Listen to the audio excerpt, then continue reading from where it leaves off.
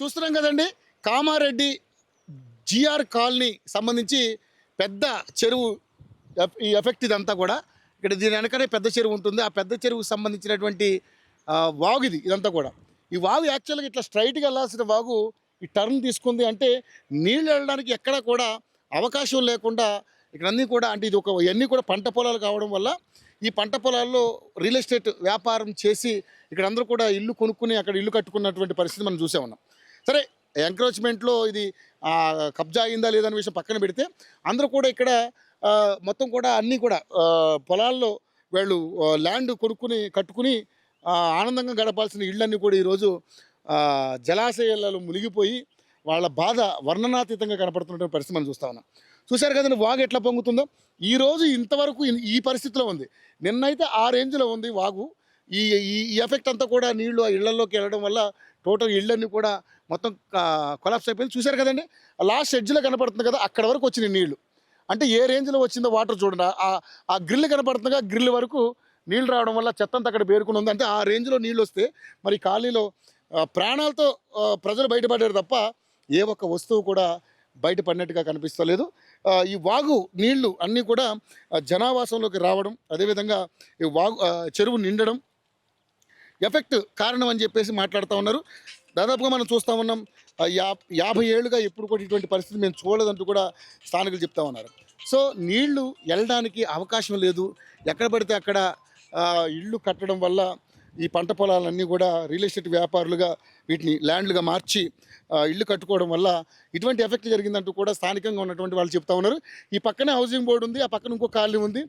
ఆ కాలనీ కూడా పెద్ద ఎఫెక్ట్ అవ్వలేదు, కానీ ఈ కాలనీకే బాగా డ్యామేజ్ జరిగినట్టుగా కూడా స్థానికులు చెప్తా ఉన్నటువంటి పరిస్థితి. సో చూస్తూ ఉన్నాం, మొత్తం ఈ వాగంతా పొంగి నీళ్ళన్నీ కూడా ఇళ్లలోకి రావడం, మొత్తం కూడా ఆస్తి నష్టం భారీగా జరిగినట్టుగా కూడా మనకు కనపడతా ఉంది. ఏదేమైనా అధికారులు తక్షణమే స్పందిస్తూ ఉన్నారు. టీజీఎఫ్డి బృందాలు కూడా రావడం జరిగింది. ఫైర్ ఇంజన్లతోటి మొత్తం నీళ్ళన్నీ కూడా కొట్టి వాటిని ఎఫెక్ట్ అంతా కూడా టోటల్గా లోపల ఉన్నటువంటి బురదని అంతా కూడా తీసివేస్తూ ఉన్నటువంటి పరిస్థితి మనం చూస్తూ ఉన్నాం. ఎత్తుగా ఉన్న ఇళ్ళకైతే పెద్ద డ్యామేజ్ జరగకపోవచ్చు, కానీ టోటల్గా ఇళ్ళన్నీ కూడా డ్యామేజ్ జరిగినాయి. అదేవిధంగా కొంతమంది అయితే ఇళ్లలో మొత్తం సామాన్లను వదిలేసి సురక్షిత ప్రాంతాలకు వెళ్ళిపోయారు. బ్రదర్, మీరు ఇట్లా సహాయ సహకారాలు అందిస్తూ ఉన్నారు, తెలంగాణ స్టేట్ ఫైర్ సిబ్బంది వీళ్ళంతా కూడా.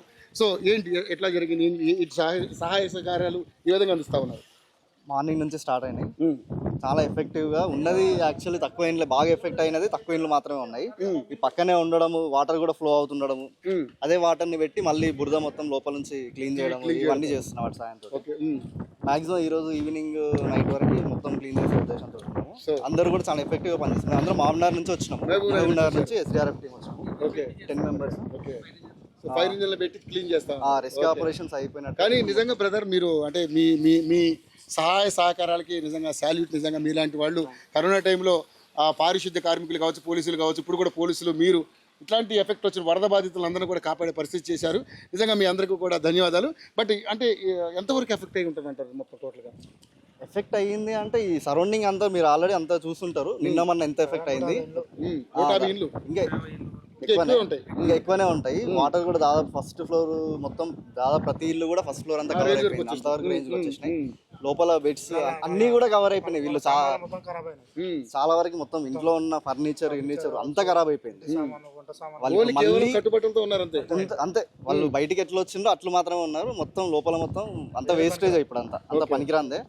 ఏదన్నా ఆ సామాన్లు కూడా చాలా, అంటే వాటర్లు తడిచి చాలా బరువెక్కినాయి కాబట్టి ఆ సామాన్లు కూడా బయట తీసుకొచ్చి పెట్టినాము. దాంతో పాటు సామాన్లు మొత్తం తీసుకొచ్చిన తర్వాత మళ్ళీ క్లీన్ చేస్తున్నాం. వాటర్ తో క్లీన్ చేస్తున్నాం మేము. ఓకే. సో ఎప్పటి వరకు అవుతుందండి ఇదంతా క్లీనింగ్ అంతా? సాయంత్రం వరకు అయిపోతుంది. సాయంత్రం వరకు ఈ ఏరియాలో అయిపోతాయి. ఇంకా వేరే ఏరియా ఉంది. సో ఇదంతా కూడా 1-2 days లేకపోతే 1-2-3 ఒక 1 week పడుతుంది. ఓకే. సో ఘోరంగా పరిస్థితి అయితే, ఇటువంటి పరిస్థితి ఎప్పుడైనా చూసారు? ఎప్పుడు చూడలేదు, ఫస్ట్ టైం చూస్తున్నాం. ఓకే. వీళ్ళ కూడా ఫస్ట్ టైం అంటే ఓకే. వీళ్ళ కూడా ఫస్ట్ టైం వచ్చింది.